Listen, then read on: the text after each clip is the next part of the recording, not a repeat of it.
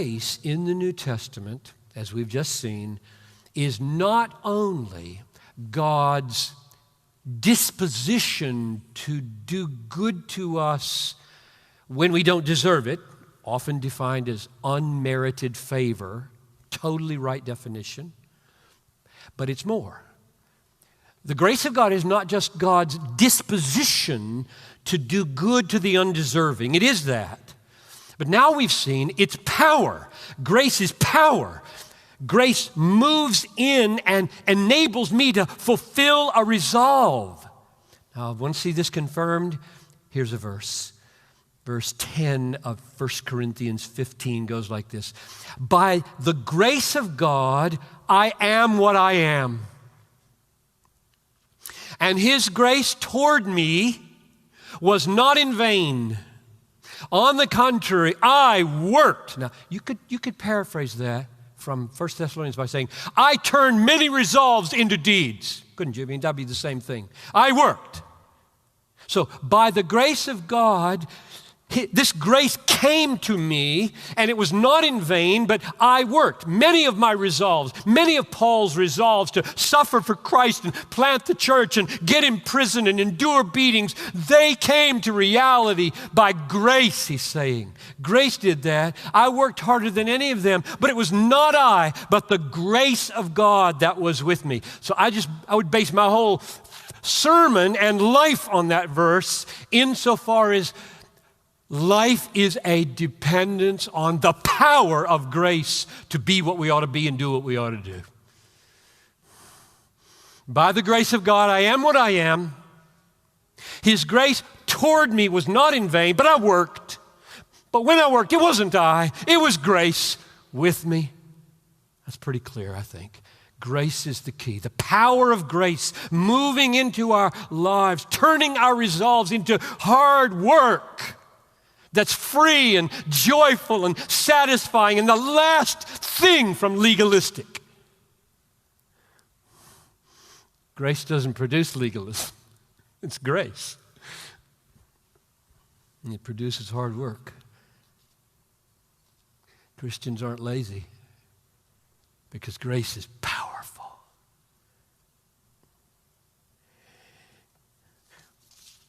Here's another thing we need to know about grace. Not only is it a power, but it is past and future.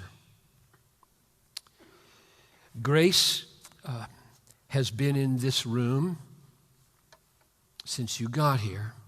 Otherwise, you would be in hell.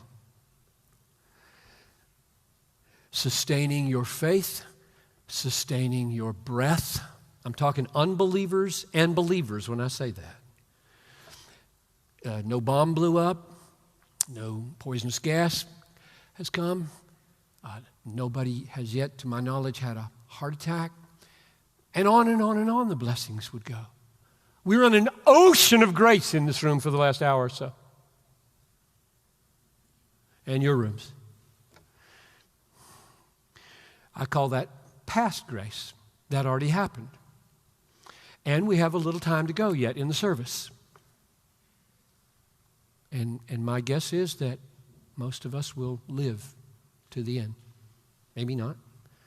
We'll probably live to the end of the service, and maybe some more good will be done. So grace is coming to us in the next 5 minutes. It's just coming. 5, 20, 30, 40, 50, all night long, all morning long. Grace is coming. So I have in my head a category called, I have a picture, a river.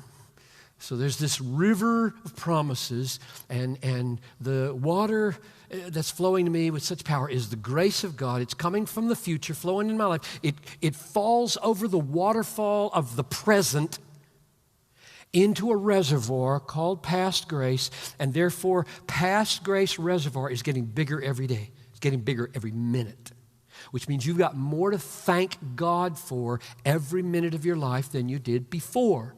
Because the right response of the heart towards past grace is thankfulness, and the right response towards future grace is faith. This is really fundamental and so simple. I mean, this is not complicated. As grace is coming to you by promises from the future, what should you do with that? Trust them. Trust it. It's going to come. He's going to help you. Believe me. He's saying, believe me, trust me. Every hour of your life, he's saying, trust me. I will help you. I will strengthen you. I'll hold you up. I've got an avalanche of promises for you. Trust me. And as those promises resolves into work and flow into the history of your life and the history of the church, you look back with an ever-increasing sense of, you are amazing. I am so thankful for 33 years of faithfulness at this church. Amazing! If you knew how many sins are in my life. I mean, how many people I can offend in a moment. Just, how did I survive 33 years? Grace. Total grace. So the reservoir just keeps getting bigger and bigger and bigger, and this is inexhaustible. This fountain, this spring where the river of grace flows to us from the future, it will never, ever run dry because Jesus bought infinite grace for us. Now, clarify. It is not wrong to say we trust in past grace. That's not a meaningless sentence. But I'll tell you what I mean by that sentence. And when I say past grace, I mean like Jesus died for me. There's never been a greater demonstration of free grace towards John Piper than when the Son of God died on my behalf. And then about 60 years ago now, I was born again. That's another stunning grace that's way back there 60 years and then way back there 2,000 years. I said gratitude is the main response to that. But if I say, I trust that Jesus died for me, I trust, what do I mean by that? If you use faith language backward, everybody knows what faith language is, future, right?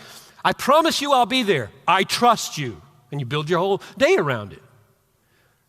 But when you look back and you say, I trust, you would never say to somebody, I trust that you would be on time yesterday.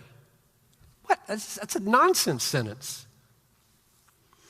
But you can say, I trust that Jesus, when he died for me. But what do I mean when I say that? I mean exactly what Kenny started with in this service, and maybe it's been expressed in the other services.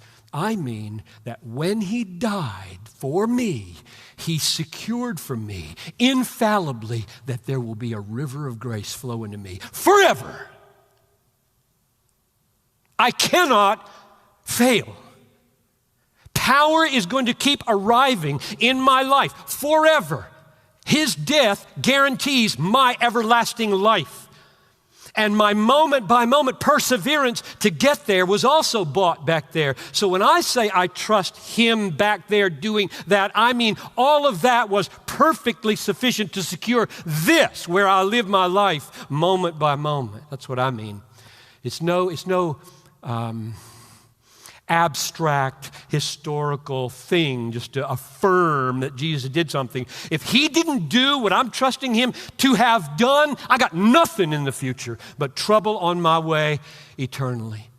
But if he did what he promised he did, said he did, namely die in my place,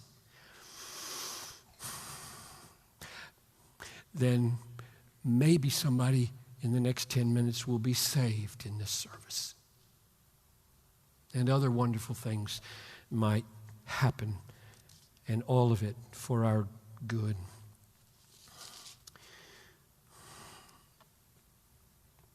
One more clarification on what we mean by faith in future grace. So it's power, it's past and future, faith toward the future, gratitude toward the past, but also understanding a kind of faith in the past because of what it purchased for the future. And now one more clarification. When we say we trust God or believe his promise, that He will work for us in the next 5 minutes or 5 decades.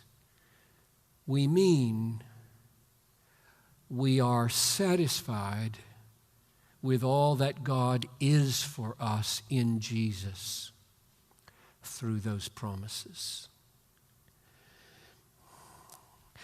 Now, it would take a long time perhaps to provide adequate foundation, but I'm just clarifying what I mean by living by faith in future grace. When Paul said, I count everything as loss because of the surpassing worth of knowing Christ Jesus,